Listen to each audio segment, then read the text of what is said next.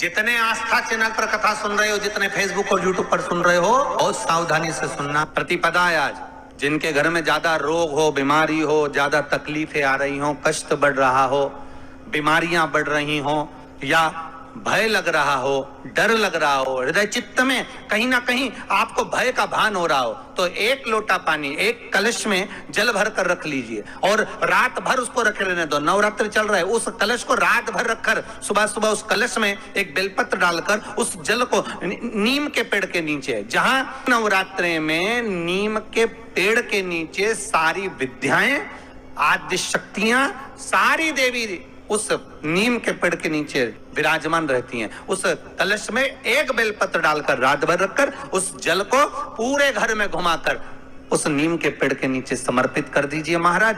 घर में भय लगना बंद हो जाएगा, कोई बड़ी बीमारी आपको घेरेगी नहीं और उस बीमारी से, उस रोग से आप मुक्त रहेंगे।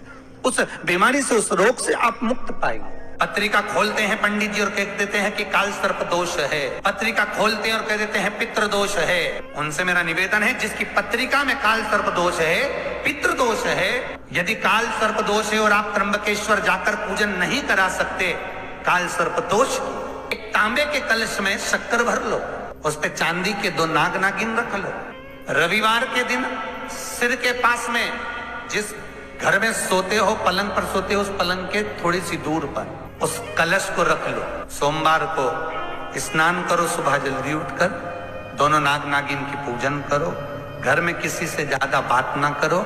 स्नान कर कर, पूजन कर कर, थोड़ा सा कटोरी में कच्चा दूध लेकर उस नाग नागिन पर चढ़ाकर, पूजन कर कर, सफेद फूल 2 चढ़ाकर उस कलश को ले जाओ और शंकर जी के शिवलिंग पर ऐसे अर्पण कर दो।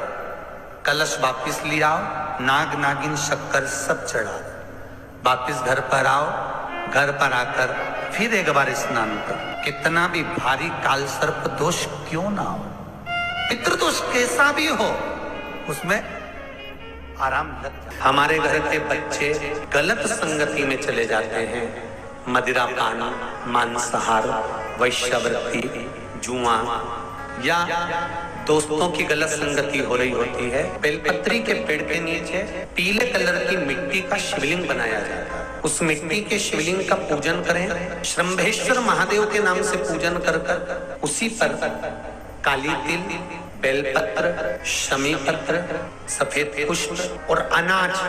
अनाज मतलब जैसे भी कोई अनाज के जो दाने होते हैं, चाहे आप गेहूं चढ़ा दें, चाहे आप ज्वार चढ़ा दें, चाहे आप बाजरा चढ़ा दें, ऐसे दाने शिव जी पर चढ़ाए जाता है। पूजन करने के बाद उस पूजन को जब विसर्जन करने जाते हैं तो जो अनाज के दाने डाले गए हैं, चढ़ाए गए हैं, वो उठा लिए जाए। वही अनाज के दाने जो व्यक्ति गलत संगति में पड़ा हुआ है, मदिरा पान, मांसाहार, वैश्यावृत्ति, जुआ या व्यसनों में डूबा हुआ है, एक एक दिन में एक एक अनाज का दाना उसको खाने के लिए दिया जाता है।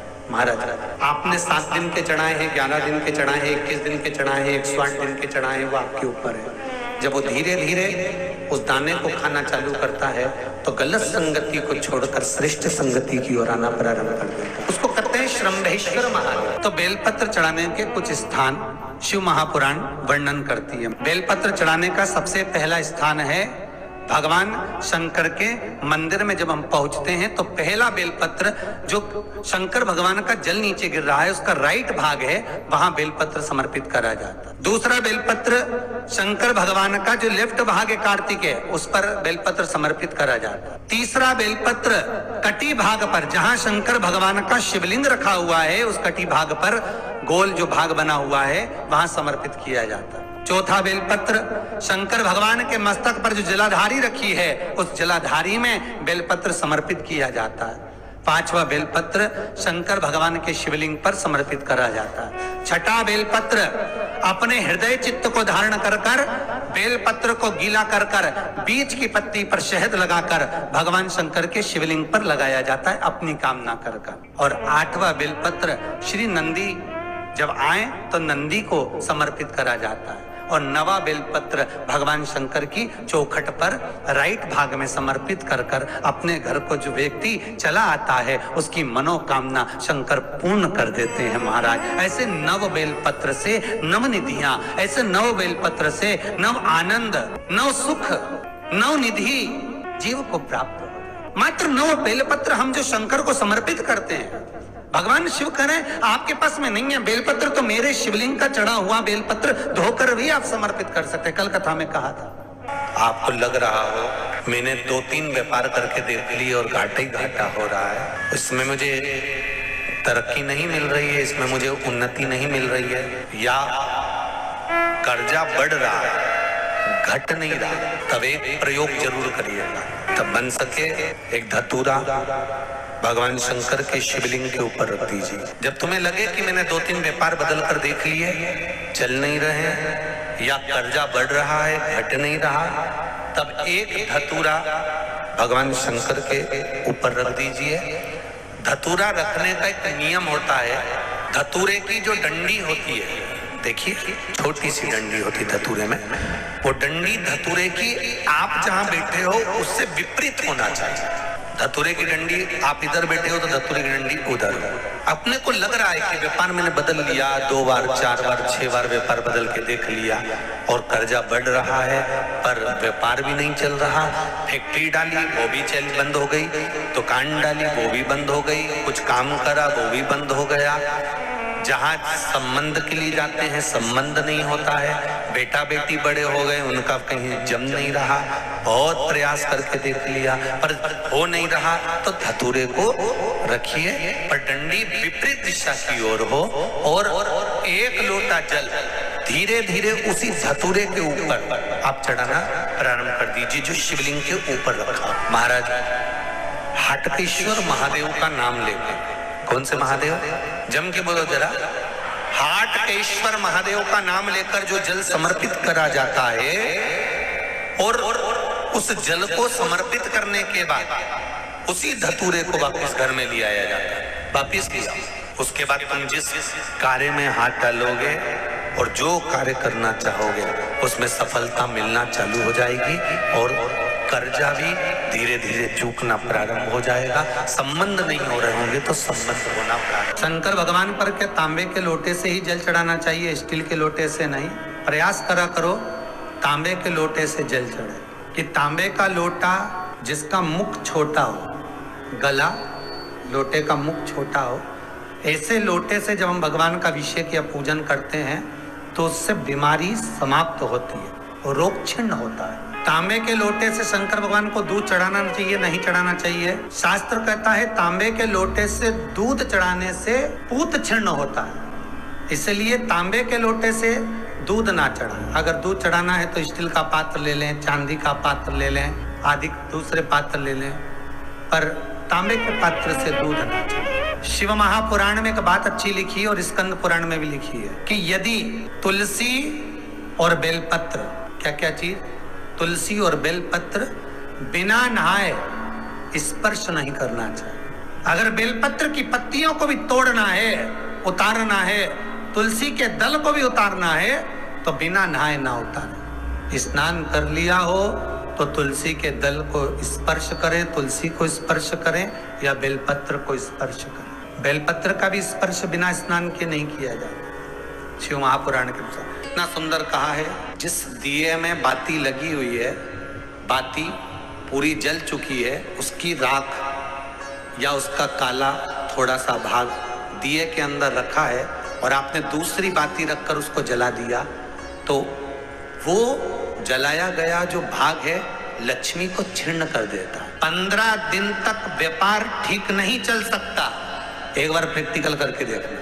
दिए के अंदर अगर कोई बाती जल गई, जलने के बाद ठंडी हो गई, ठंडी होकर उसमें राख पड़ी हुई है या उसके अंदर कोई काला सा, आप गोल बत्ती लगाते तो काला का एक भाग काला काला सा जला हुआ उसके अंदर रह जाता है। कई लोगों की आदत रहती है कि अब शाम का टाइम तो है, उसको कौन हटाए, उसी में अपन दूसरी बत्ती रख दो, जला दो, उसी में रखकर दूसरी बत्ती जला दो। भाग उसी में पड़ा हुआ है पुराना और आपने दूसरी बत्ती अगर रखकर जला दी है, व्यापार होगा, व्यवसाय होगा या फिर घर में रखा हुआ धन होगा, 15 दिन के लिए वो छिन्न होगा, वो जाएगा। पैसा टिकने वाला नहीं 15 दिन तक, चाहे कुछ भी कर लो। कई लोग कहते भी होंगे कि हमारी दुकान तो 8 दिन तो अच्छी चलती, 8 दिन के बाद नए क्या हो जाता है, 15 दिन अच्छी चलती, 15 दिन के बाद नए जाने क्या हो जाता है। तो उसमें गलती ढूंढो कि हम गलती क्या कर रहे हैं। नहीं तो व्यापार तो अच्छा चल रहा है, ग्राहक भी आ रहे हैं, सब कुछ होता है। जब 15 दिन ग्राहक आते हैं तो 15 दिन क्यों नहीं आते, 8 दिन ग्राहक आते हैं तो 8 दिन क्यों नहीं आते। उसके पीछे तुम्हारा कोई कारण होगा। फिर अपनी गलती को ढूंढो कि हमारी गलती क्या हो रही। या तो बहू है, या सास, या घर में रहने वाला कोई व्यक्ति, या घर के बच्चे दिए में दिया रखकर जला देते, मतलब उस बाती को फिर रखकर जला दिया, तो अब उसको तो तुम्हें भोगना है। अब उनको नहीं मालूम कि गलती क्या हो रही, गलती अपन कर रहे हैं। कितना सुंदर संवाद है वहां, बहुत ध्यान दीजिएगा जरा। अग्नि पुराण, स्कंद पुराण, दोनों पुराण में स्मरण करिएगा। कार्तिक खंड स्कंद पुराण का पढ़िए और अग्नि पुराण का भाग पढ़िए। बेलपत्री का पेड़ हो, पीपल का पेड़ हो, बड़ का वृक्ष हो, चाहे आंवले का वृक्ष हो, चाहे घर मंदिर से बाहर जाकर, अर्थात घर से बाहर जाकर, मंदिर से बाहर जाकर खुले में अगर आप कोई दिया जला रहे हो, दीप प्रकट कर रहे हो, तो उसमें इतना घी, इतना तेल मत डालकर जलाना कि दिया ठंडा हो जाए और तेल और घी उसमें पड़ा की पड़ा रह जाए। कई बार आपके साथ में भी हुआ होगा, आप दशा माता की पूजन करने गए हो, या पीपल की पूजन करने गए हो, या वृक्ष की पूजन करने गए, आंवले की पूजन करने गए, बेलपत्री का पूजन करने गए। तुमने तो दिए में घी डाल लिया ज्यादा, बत्ती भी लगा दी तुमने, और इस भाव से लगाई कि जलेगा थोड़ी देर तक, और मालूम पड़े तुम्हारी पूजन हुई, हवा का वेग आया, दिया ठंडा हो गया और उसमें घी पड़ा रह गया, उसमें तेल पड़ा रह गया।